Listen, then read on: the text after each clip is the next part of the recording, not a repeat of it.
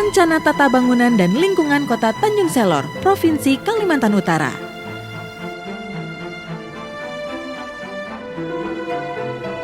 Kota Tanjung Selor terletak di Kabupaten Bulungan yang sekaligus ibu kota Kabupaten Bulungan. Memiliki luas wilayah 1.277,81 km persegi dan jumlah penduduk Tanjung Selor sebanyak 42.231 orang.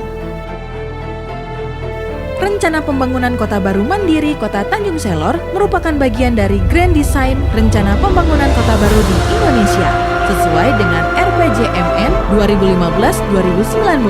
Bidang pembangunan perkotaan telah mensinergikan dan mengakomodir agenda prioritas Nawacita dan program Quick Wins Kabinet Kerja Jokowi JK. Visi pengembangan kawasan menciptakan kawasan pemerintahan yang berkelanjutan sebagai pemicu pembangunan Kota Baru Mandiri Tanjung Selor.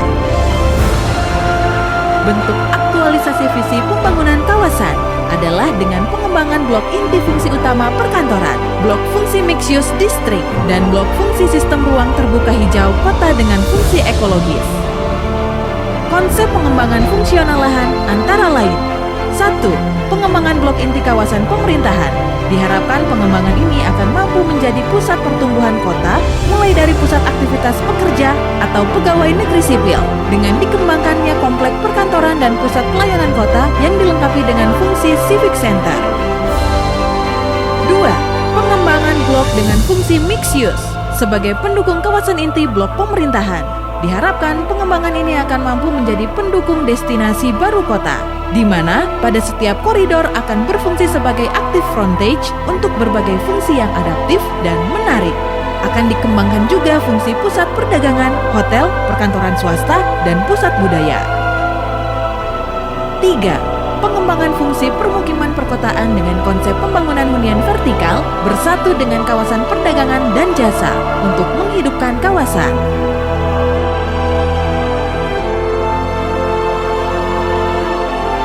Rencana yang akan ditetapkan dalam pengendalian dan perencanaan tipologi bangunan pada kawasan antara lain adalah menciptakan identitas nasional yang kuat pada kawasan dan mewujudkan tipologi bangunan yang fungsional dan aplikatif. Tipologi bangunan akan dibagi menjadi 3 kategori berdasarkan fungsinya, yaitu 1. Rencana tipologi bangunan monumental. Bangunan tipologi ini akan dirancang dengan konsep desain modern dengan mentransformasikan elemen-elemen dengan nuansa lokal. Pada layer kedua, setelah bangunan pelayanan dirancang bangunan pendukung. Tipologi bangunan pendukung diisi oleh pendukung komersial, mixed use, dan perkantoran swasta. Pada tipologi ini diarahkan untuk desain yang modern dengan tetap menjaga kontinuitas visual serta dengan proporsi yang people friendly. 2. Rencana tipologi bangunan pelayanan.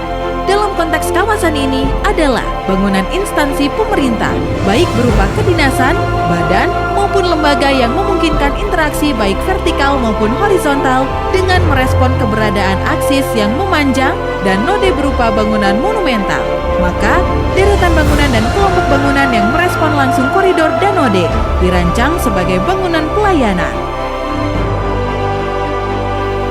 3. Rencana tipologi bangunan pendukung. Bangunan yang berperan sebagai fungsi pendukung antara lain bangunan komersial, fasilitas umum, dan sosial. Pada layer kedua, setelah bangunan pelayanan dirancang bangunan pendukung. Tipologi bangunan pendukung diisi oleh fungsi komersial, mixed use, dan perkantoran swasta. Pada tipologi ini diarahkan untuk desain yang modern dengan tetap menjaga kontinuitas visual serta dengan proporsi yang people friendly.